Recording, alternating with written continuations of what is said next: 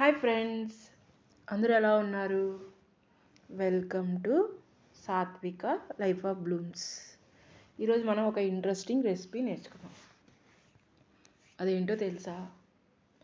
అర్థం కాలేదా? మరి నన్ను ఫాలో అవుతారా? మరి ఇంకెందుకు ఆలస్యం, ఫాలో అయిపోండి. మనం ఈ ఇంట్రెస్టింగ్ రెసిపీ ఏంటో నేర్చుకుందాం. మరి ఫాలో అవుతున్నారు కదా? ఎస్, ఇది ఏంటంటే చాలా టేస్టీగా ఉండే పొట్లకాయ పెరుగు పచ్చడి. చూసారా ఎంత బాగుందో, కలర్ఫుల్గా, చూస్తుంటేనే ఎమ్మిగా ఉంది కదా. ఎస్, చాలా బాగుంటుంది తెలుసా.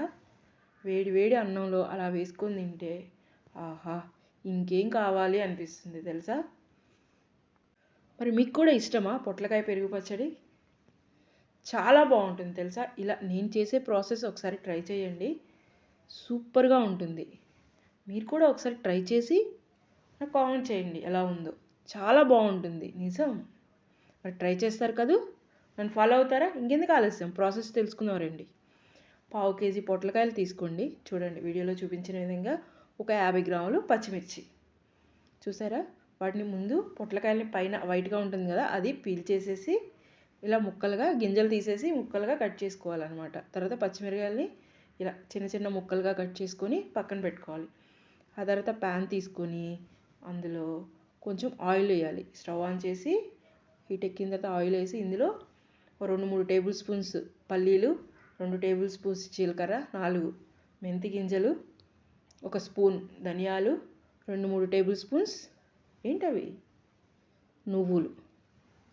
చాలా బాగుంటుంది తెలుసా టేస్ట్. ఇవన్నీ కొంచెం లైట్గా ఫ్రై చేయండి కొంచెం, ఎందుకంటే పచ్చి వేస్తే బాగుండదు కదా, అందుకోసం అన్నమాట. కొంచెం ఫ్రై అయిన తర్వాత ఇప్పుడు మనం ముందుగా పచ్చిమిర్చి కడిగి ముక్కలు చేసుకున్నాం కదా, పెద్ద పెద్దగా కాయలు వేస్తే మొహం మీద వచ్చి పడుతుంది. అందుకని చిన్న చిన్న ముక్కలుగా కట్ చేసుకుంటే మనకి ఈవెన్గా ఫ్రై అవుతుంది అన్నమాట. చూసారా ఎంత బాగున్నాయో పచ్చిమిరకాయలు కలర్ఫుల్గా. ఇప్పుడు చూడండి లైట్గా కొంచెం మగ్గిపోయినాయి, అంటే కొంచెం మెత్తబడినాయి చూడండి. ఇప్పుడు మనము ఇంతకుముందు పొట్లకాయని కడిగి పెట్టుకున్నాం కదా, అవి చిన్న చిన్న ముక్కలుగా కట్ చేసుకున్నాను చూడండి. తర్వాత ఇందులో నేను 4 ఎండు కొబ్బరి ముక్కలు వేసాను. మీకు కావాలంటే పచ్చి కొబ్బరి కూడా వేసుకోవచ్చు. నాకైతే ఎండు కొబ్బరి వేస్తే బాగుంటుందని నేను వేసాను. అది కొంచెం ఫ్రై అయిన తర్వాత ఈ పొట్లకాయ ముక్కలను కూడా చూడండి ఇందులో వేసి కొంచెం సేపు ఫ్రై చేయాలన్నమాట. చూసారా ఎంత బాగా ఈజీగా ఫ్రై అయిపోతుంది పొట్లకాయ. అది ఎక్కువగా వాటరీగా ఉంటుంది కదా, చాలా హెల్త్కి మంచి బెనిఫిట్స్ ఉన్నాయి పొట్లకాయ కూర. చాలామందికి ఎవరికైనా హెల్త్ బాగాలేనప్పుడు కూడా పొట్లకాయ కూర తినమని చెప్తారు. ఇప్పుడు ఇందులో చిన్నులపాయలు వేయాలి.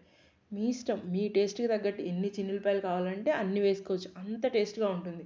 ఇష్టం లేని వాళ్ళు స్కిప్ చేసుకోవచ్చు, కానీ చిన్నులపాయ వేస్తే చాలా టేస్ట్గా ఉంటుంది. తర్వాత కొంచెం 2 రెబ్బలు చింతపండు కొంచెం వేసామా లేదా అన్నట్టుగా వేయాలన్నమాట.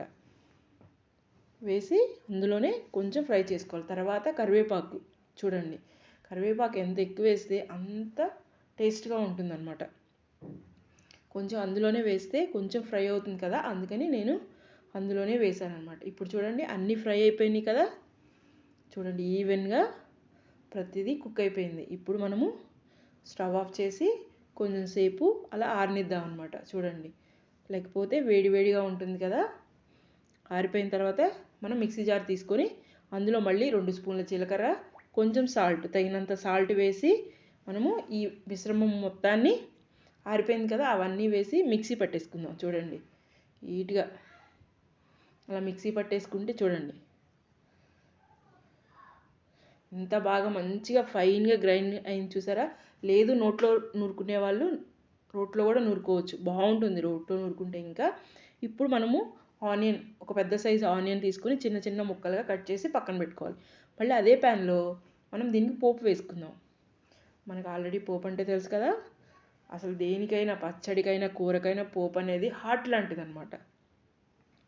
అది ఎంత బాగుంటే మనం చేసుకునే వంట అంత బాగుంటుంది. కొత్తిమీర కూడా కడిగి కట్ చేసుకొని పక్కన పెట్టుకుందాం. చూసారా పోపు దినుసులో నేను శనగపప్పు, మినపప్పు, ఎండుమిరపకాయలు, జీలకర్ర, 4 మెంతి గింజలు, ఆవాలు వేసాను.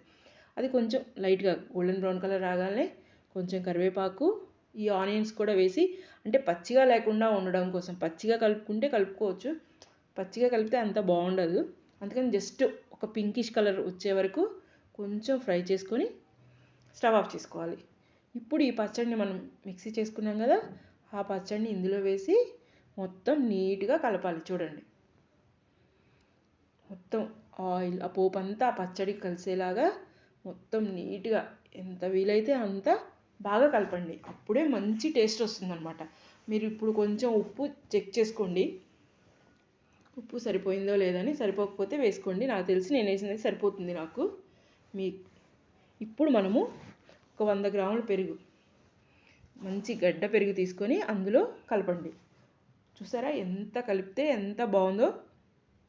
ఫైన్గా స్పీడ్గా కలిపితే ఆ పచ్చడిలో ఎంత బాగా కలిసిపోయిందో చూసారా. ఇప్పుడు మనం ఇందులో ఫైనల్గా కొత్తిమీర యాడ్ చేసి మొత్తం కలిపేసి, చూసారా ముందే మనం మిక్సీలో ఎందుకు వేయలేదంటే అది వేస్తే అంత కొత్తిమీర ఫ్లేవర్ ఎక్కువ వస్తుందన్నమాట. అందుకని మనకి పొట్లకాయ ఫ్లేవర్ కావాలి కాబట్టి లాస్ట్లో యాడ్ చేసుకున్నాం కొత్తిమీర. చూడండి, ఇంకా డిష్ అవుట్ చేసుకోవడమే. ఎంత బాగుందో తెలుసా. ఇది మనం ఫ్రిడ్జ్లో పెట్టుకుంటే 4-5 రోజులు మంచిగా నిల్వ ఉంటుంది. ఎంత టేస్ట్గా ఉంటుందంటే ఇది అన్నం తింటుంటే మీరు ఇంకేం అవసరం లేదు, దీంతోనే తినాలనిపించే అంత ఇదిగా ఉంటుంది. నిజం. మరి మీరు ట్రై చేస్తారు కదా ఈ ఎమ్మి పొట్లకాయ పెరుగు పచ్చడి. చాలా బాగుంటుంది, ఒకసారి ట్రై చేయండి. ట్రై చేసిన తర్వాత నాకు కామెంట్ చేయండి ఎలా ఉందనేది. ఓకేనా. చూసారా, మనం కొత్తిమీరతో అలా గార్నిషింగ్ చేసుకొని అలా వేడి వేడి అన్నంలో, దీనికి నెయ్యి కూడా అక్కర్లేదండి, జస్ట్ పచ్చడి అలా తింటుంటే అలా నోట్లోకి వెళ్ళిపోతూనే ఉంటుంది. ఇంకా మీకు తెలియకుండానే ఎక్కువ తినేస్తారు తెలుసా. మరి మీకు వీడియో కనుక నచ్చితే లైక్ చేస్తారు కదా, లైక్ చేయండి, షేర్ చేయండి. Please like, share and subscribe to my channel.